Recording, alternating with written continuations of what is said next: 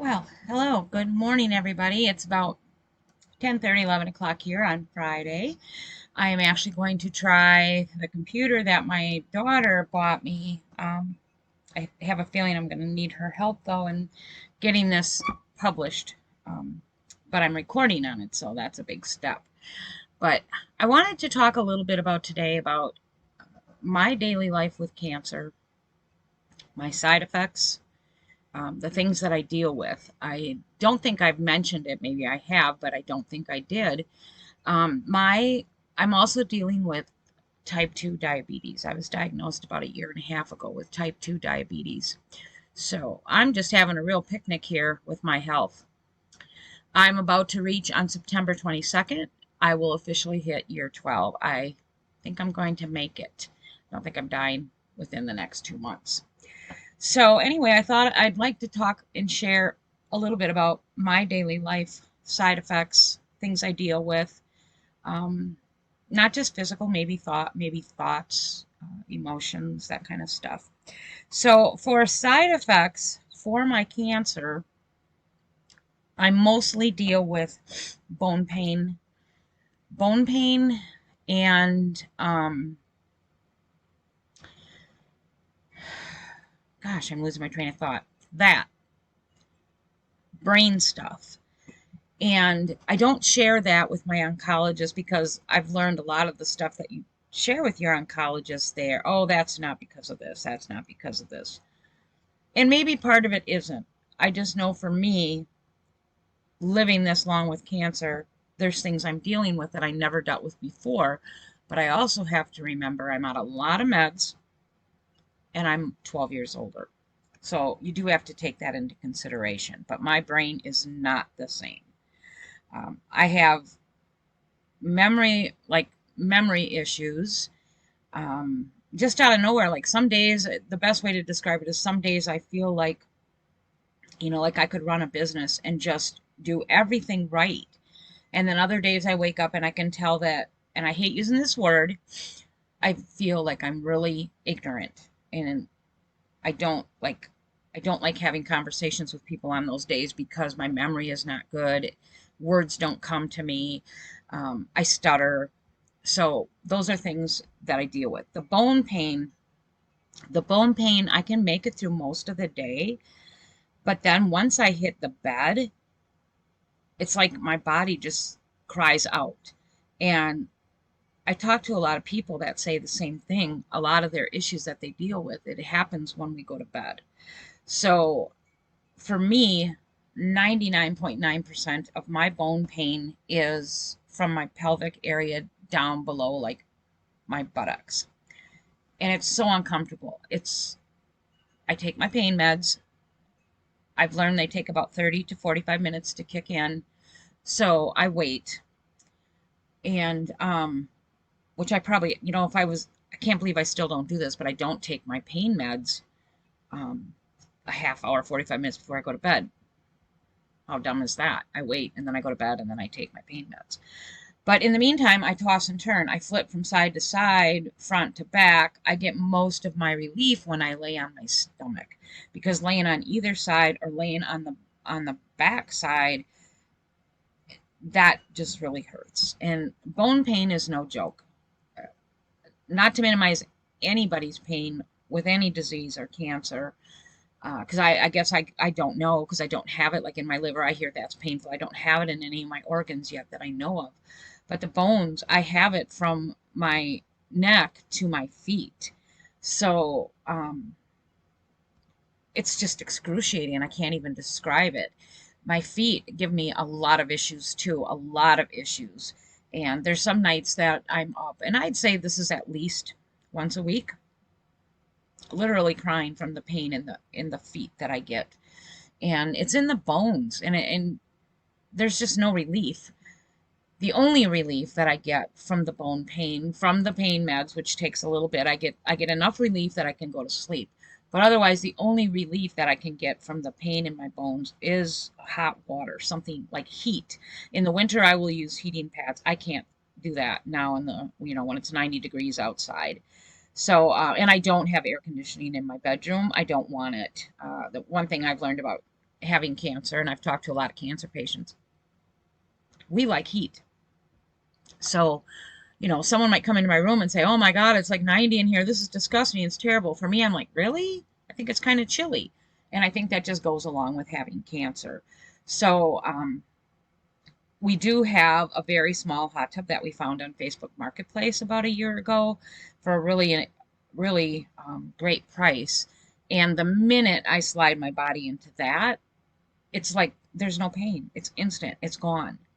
So the hot tub is a tool, but again, when it's 95 outside, that's the last thing you want to do is be hot and then go into our hot tub goes up to like 105, and that's just too much. But anyway, so heat is a relief. My pain meds do help. And I used to have a mat. It was an infrared type mat. I used to have a mat when I first got cancer. I was still getting money from my job and other stuff. I had the financial resources to purchase this mat that was recommended to me. And it was at that time, I think it was like $1,400, ridiculous. But it was a full size mat that you laid on your bed. And I would turn that on, and you could have it very light heat or very high heat. And it had like an amethyst inside. And I have to say that was nice. That was great. I kept it underneath my sheets.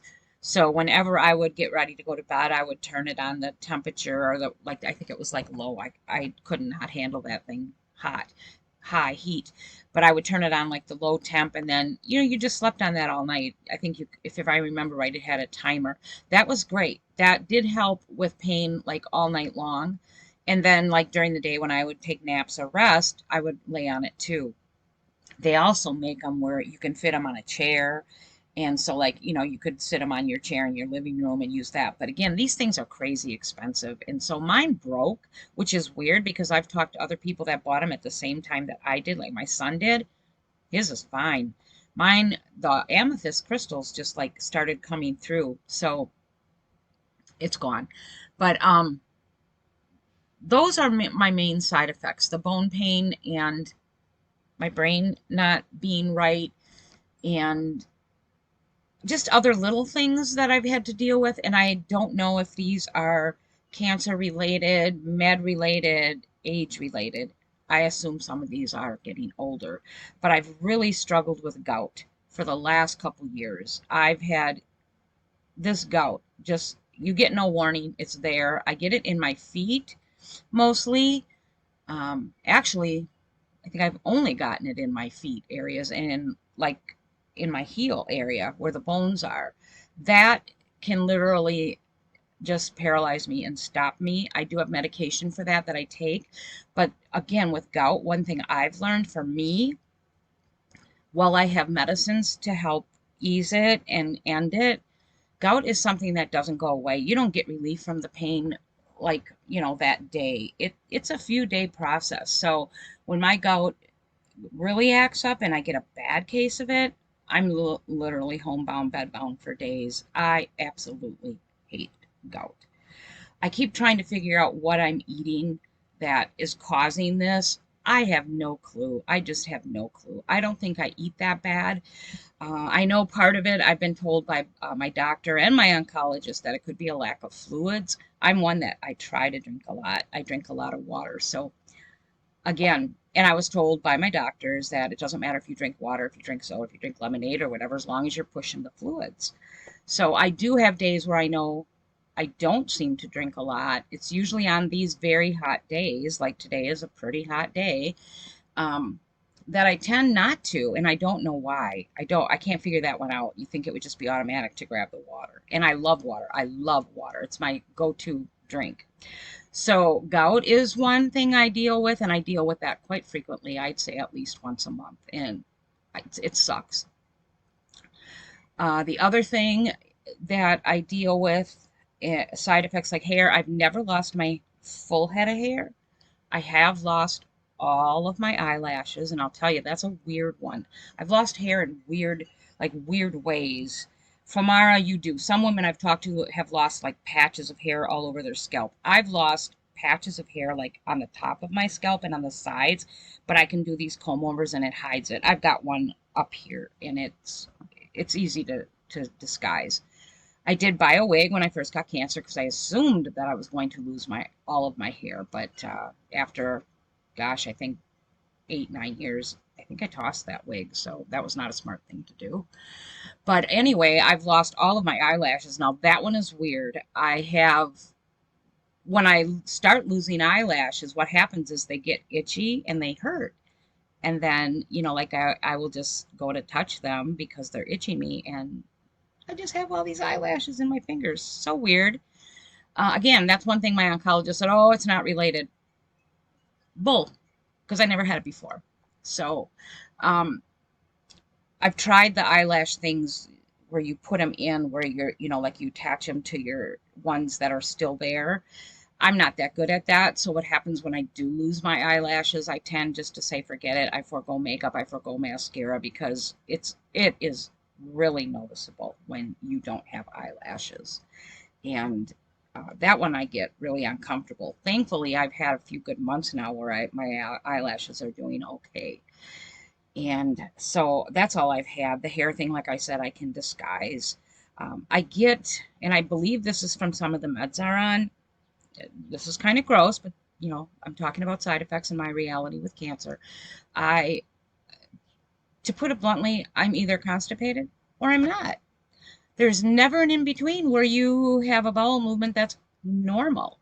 I'm either like excessively or I'm in so much pain because I can't go. I do believe that's med related too. And that one drives me nuts because either way, like if you're out in public, I have a thing I don't like to use public restrooms, so really sucks.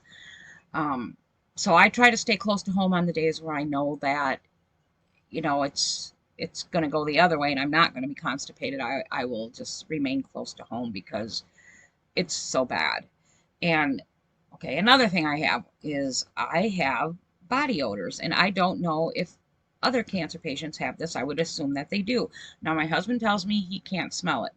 I'm not saying like when you're next to me, you'll smell it. I'm saying like when I go to bed at night and if I sweat in bed, like for me, it's a metallic smell. And I think I'm going to assume it's the Femara, but it's a metallic type smell. And so if do go through a period where I'm sweating a lot, I will change my sheets every 3 days. My husband says he doesn't smell it.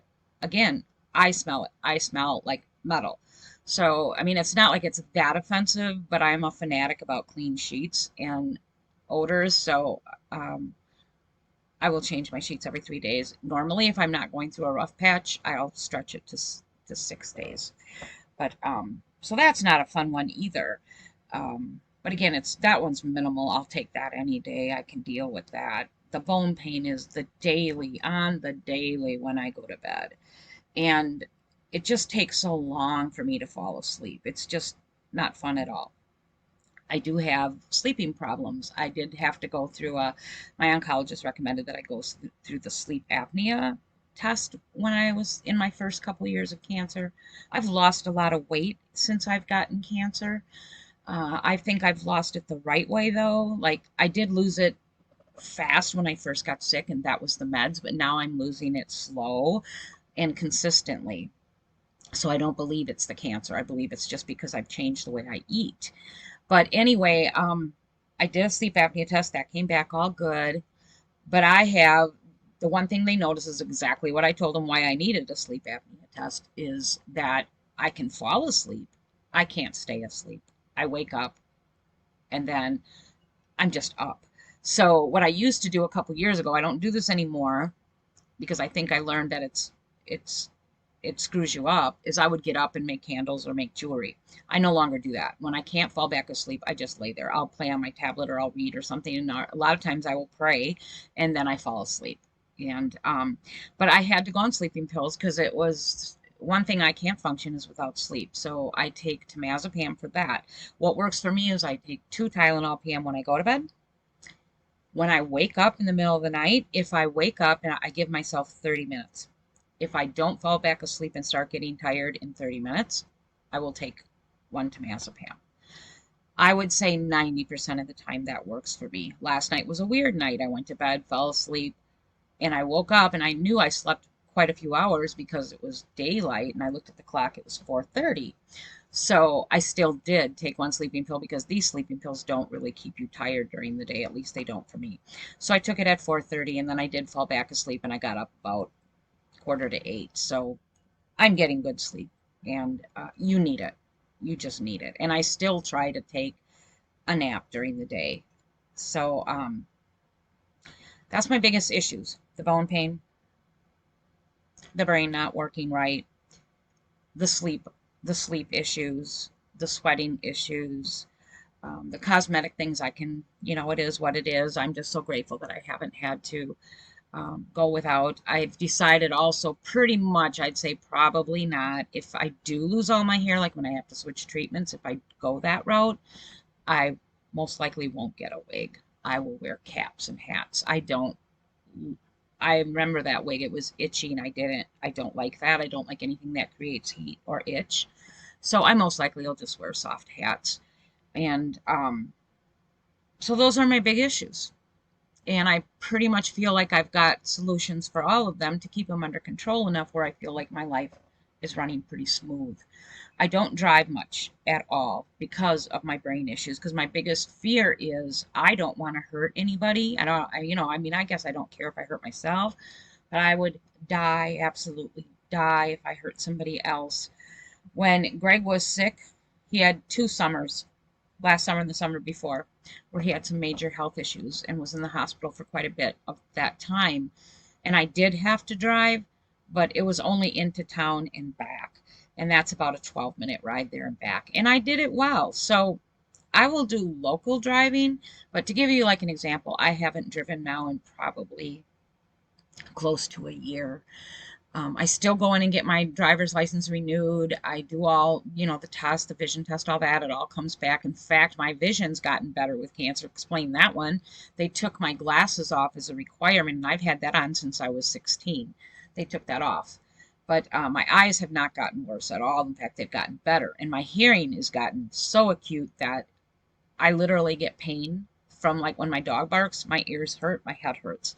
So those two things have, like, those two senses have gotten like way to the extreme.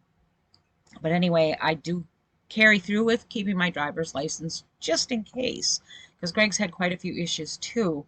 And like I said, if I want to drive into town and get, like, a drive through, something like that, I can do that. I just can't walk into a place on my own. So I don't do that, but I have that option. Um, so those are the main things, that I deal with on a daily basis. When I try to stand, like, I can stand and I can walk in my tiny house. I can get wherever I need to get in here. But like, say I'm standing at the counter and I'm trying to make myself a glass of ice water or wash a piece of fruit. It's only about 30 seconds in, and the pain starts from the hip area down to a point where I can't stand it. So I keep a stool close to the sink. That's how I do my dishes. That's how I, cook. If I'm cooking, that's how I do what I need to do. But my house is small enough that I can make it from my bedroom to the bathroom. I can do all that with nothing in the house, which I absolutely love. The house that we left, I had to use my walker to get around. I don't like that. I like feeling like I'm not sick and that I don't need anything. So those are my main things, and those are how I deal with them. Now, emotionally, for me, I think I've learned to put cancer, like, behind me after all this time. Like I said, September 22nd will be my 12th official year. I do live with terminal cancer. It's stage 4. There's no cure. The average lifespan is 3 years and under. That has not changed since I have been diagnosed. I believe with all my heart that God has kept me here for his reasons. I think I understand some of his reasons. I think I've done the things that he's wanted me to do. I'm so grateful. I've been humbled by this experience. I don't take anything for granted. I appreciate the time I've had. I feel like I have been blessed repeatedly since I've been sick. I found a few organizations where I was able to take a couple wonderful trips. We were never able to travel before I got sick because, well, before I got sick, I was working full time, and so was Greg. And, we were just starting to get our financial act together, and then that story, change that. But um, maybe once a year. But we did little things. So then after I got cancer, I found these organizations where they provide trips for people that are terminally ill, and so I got some wonderful. Well, one wonderful trip I went to. Um, oh gosh, North Carolina, the Buxton area, Outer Banks, in a wonderful house. I think that house was like over a $10 million house, and we got to stay right on the ocean, and we all had our own rooms. There were six or eight couples. Wonderful vacation, wonderful. And then, I did some things with my kids. My kids did a fundraiser when I was doing really bad. They did two fundraisers, and then when I got better, I was able to do some drives. I went out to Oregon and visited the coast and went whale watching. Um, I went on two cruises with my kids. My daughter treated me to a trip in Nashville, and we drove to Nashville and stayed at a hotel and just did little things like, went out to eat and visited some shops. So I've had some wonderful, wonderful trips that I was able to do since I got sick. I feel like my bucket list has been completed. But then I will see other people do things and I think, oh, I got to do that. Like I've never been out east. I would like to take a trip out east and watch the lobsters come in and maybe eat a fresh lobster. I would like to see the Grand Canyon. I would like to see Niagara Falls. However, these are things that I don't care if I don't see. If there's a way that they come up, I'm fine with that. If not, I'm fine with that because I really do feel blessed. I don't feel a need to see anything else. And I've been blessed to go to Houston for 2 winters, even though we went in a pop-up, which is, not the easiest. But I had a roof over my head. It was warm. I was able to cook. I had my own bath and shower. So, and I got to learn a lot about Texas. I basically spent a little more than half of a year in Texas, and I absolutely adore Texas. So I feel I have been really, really blessed. Um, so those are all things that have helped me cope with this. The daily copings just come with your pain meds, your praying. I pray, like I said, I pray at night when I go to bed. What ends up happening is I end up falling asleep. Then I wake up. I'm like, oh Lord, I'm sorry I fell asleep. Please forgive me. But if praying brings me to a point of relaxation and comfort to the point where I do fall asleep, I take that as a message from God that um, it's a good thing and not to feel guilty because that's when I think of everybody is at night, and then I'll say my prayers for people. But like I said, I don't always finish because I pass out. But those are things I just wanted to talk about. Your painkillers, those are my best friends. My um, heat is a great thing if you have access to it. My hot tub, like I said, that was a blessing because I found it used and it's actually not running right now, but it's still usable. Greg's just gotta rig it up in different ways. Like if I want to use it at night, he's gotta do things about 3 to 4 hours before so that you can use it. So, but it is what it is. I still have it, right? Um, I get around with my scooters. I get around with my walker. Uh, I have a house that I can navigate without these things. So those are all the things that I cope with on a daily basis, and some of them on a less basis, like maybe several times a month. My attitude now is I go back in October. I think I shared that I go back in October, and at this point, I don't know what I'm going to do if the cancer is on the move and I have to switch treatments. I haven't made up my mind. Part of me says I'm done, that I just want to go out the way I go out, but that'll depend on what treatment. I mean, if they want to hook me up to a chemo chair again, which I was for the first few years, I'm not sure I want to do that because, like right now, cancer is a small part of my life. I only go every between 4 and 6 months. And when I go in October, if they've told me that, it's on the move and he wants to do a chemo treatment, that means I'm tied back to scans all the time. I'm in the chemo chair, which is hours, and you're usually sicker. I don't know if I want to go that path again. I've done it. I'm in year 12. I know I'm not that old, but I am tired. So I know my kids, I've talked with this about this to my kids and Greg, and of course they all want me to continue the fight, but it's your decision to make. It's my decision to make. And what they need to understand is, and I don't think they do, and I understand why they don't, because they're your children and they want you here.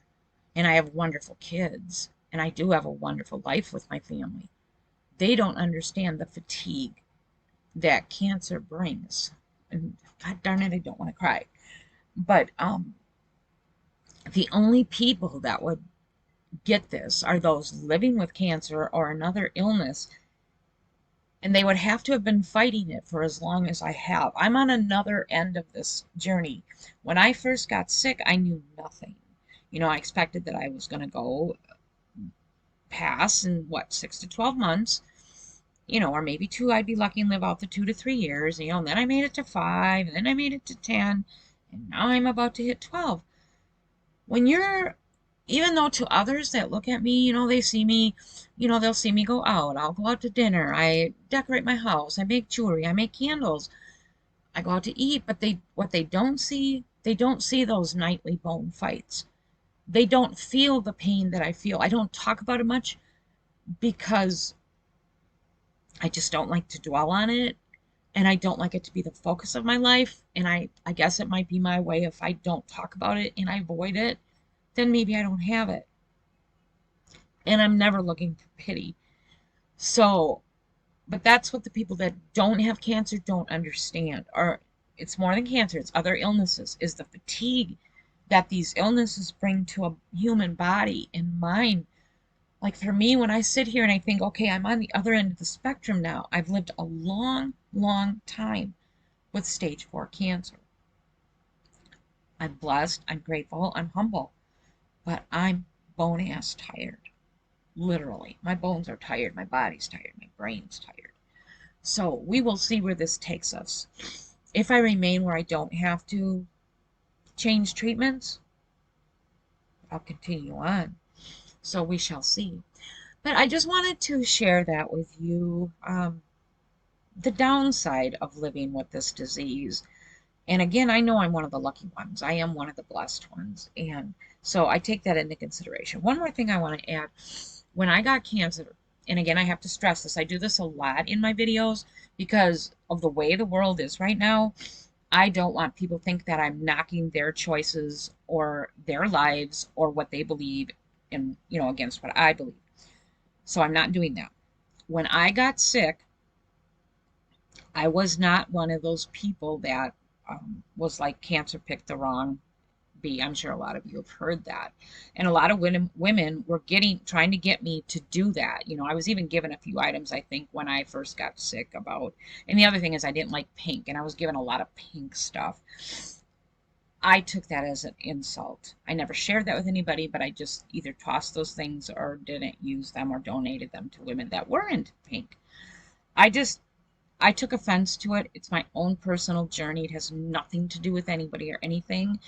I think for me, anything pink was a reminder in my face of what I was living with, and I absolutely hated it. So, I just hated it. And then, as far as being that, I'm going to beat this and all this, my attitude was the other way, extreme the other way. When I was diagnosed, my attitude was humility, humbleness. I never said, why me? I remember Greg crying one time, and he said, why you? Of all people, why you? And I looked at him and I said, why not me? And I've always had that. Like, why not me? I'm not special. I'm not exempt. None of us are. He just felt I should be because of my rough life. No, it didn't occur to him, or it must have bypassed his mind. He was a big part of that rough life. But anyway, my mind it never went there. Why me? It always was, why not me? So I didn't have that problem, and I always was humbled. I was humbled before God. My reaction was, and it still is to this day, I never went to God and asked for a cure. And maybe that's a mistake because maybe he would have cured me. I don't know. I know I've had people pray for me. But my attitude was, and I said to God, walk with me through this. Just stay by my side and walk with me. I can't do this on my own. And I've always stayed humbled. I've never said I'm going to beat this. You don't beat stage 4. And I know that statistically you don't. I do know there's records of some that lived 30, 40 years with stage 4 and then died of something else. So I would consider that beating it.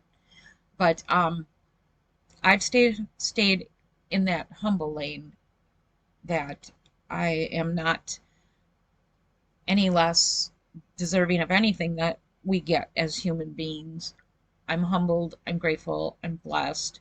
I just want God to walk with me, because this journey does suck and it is painful. There's been a lot of pain with this. The first 6, 7 years of this journey were awful. Everything that you hear cancer patients talk about, the uncontrollable sickness, you know, other than the baldness, I had them all. I didn't have control of my body, your bathroom things. I was sick from every end you could be sick. I bled from places you're not supposed to bleed from.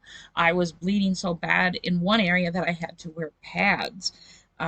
So I've been that sick. I've been to the point nearly where, like, I felt like if Greg doesn't pick me up out of bed, I'm not even going to be able to go to the bathroom. So I've had all that too, but I've had a good 5, 6 years. So I'm going to end it on that note. I just wanted to share with you the ups and downs, my daily life with cancer and diabetes. I'm sure there's stuff with the diabetes too. I just don't know it yet. I'm about 1.5 years in, and I don't like the meds. I think that's where I'm getting some of my foot issues from. But please like and subscribe to my channel if you have not. Please share my videos if you think someone else living with cancer or even any other disease would like to talk about it. I'm open to sharing, emailing, conversing, or sharing our journeys. I'm a very open woman. I have no problems emailing people and sharing how we make it through. And like I said, it doesn't have to be cancer. It can be any other illness. I'll leave my email in the box. And if you have any tips, like if any of you do have cancer in your bones and you have tips that have helped you, share them with me. Because for me right now, all I'm using is the heat and my Vicodins. And that's it. So if there's anything else that has worked for you, I've tried a lot of like ointments and stuff like that, and it just doesn't help. So if you know of anybody that has it, if you want to share, please do. Please share my channel. I do hope to grow my channel. I've kind of been at a standstill for the last 2 weeks. So please share my channel, subscribe to my channel, and if there's anything else that you would like me to talk about, leave me some ideas. I don't like always talking about hard or icky things because I'm a positive person, but hopefully what I'm sharing is done in a positive way where I'm not bringing people down in a depressed mood, because believe me, I don't live my life like that. I live my life with humor and fun, and I live with the attitude like I don't think about dying anymore. I don't think myself as a terminal patient. I get up, I get dressed, and I do stuff in the midst of my pain and in the midst of what I'm doing. I just deal with it. Like I pop the Vicodins, I do what I got to do, because in my mind is like, I live with the attitude of like, what if today is my last day? If today is my last day, I'm going to have a good day. I'm going to smile. I'm going to laugh. And, like me and my family, we love to laugh. Humor has saved my ass, literally. And so that's how I live my life. I don't live my life laying around crying, poor me and why me. I don't do that. So I hope I convey that through my videos, that you can have these diseases and have good quality of life. And like I said, I have pain every day, all day, most days. I just don't share that. I keep it tucked. And there are days that are really bad that I stay in the house and I stay in bed. There are days, I've had 2 this week, where most of my day was in my bed. I just don't talk about that either. So I don't want people thinking that, oh, she's got the easy path in cancer. I don't. I just don't share it. I try to focus on the positive, and maybe that's kept me alive. I don't know. But anyway, like my video, share my videos, subscribe to my videos. I will be back in a few days. I'm trying to build my channel, so I'm trying to make videos more often. But now I'm going to need some help from my daughter to finish this off. Have a great day.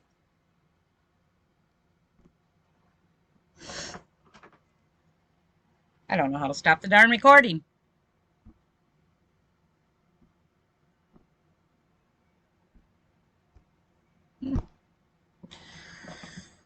Oh boy. Well, this is going to be a disaster because I don't know how to end this.